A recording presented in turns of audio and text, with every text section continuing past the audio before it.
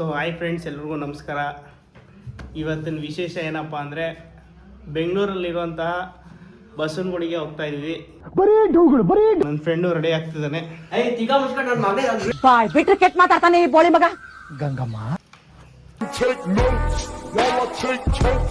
ನನ್ನ ಬೇಬಿ ಎಲ್ಲಿದ್ದಾಳೆ?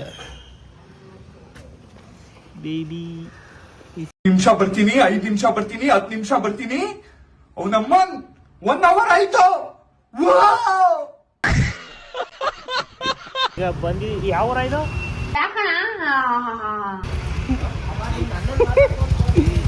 ಶ್ರೀನಗರ ಬಂದಿದ್ದೀವಿ. ಫ್ರೆಂಡ್ಸ್ ಎಲ್ಲ ಇಲ್ಲಿದ್ದಾರೆ. ನೀನು ತೋರ್ಸಲ್ಲ, ಜಿಸ್ನು ತೋರಿಸ್ತೀನಿ. ಸಾಕಾಗಿದ್ದಾರೆ ಬಿಡು. ನನ್ನ ಬೇಬಿ ಏನು ಇನ್ನು ಇಲ್ಲೇ ಇದೀವಿ?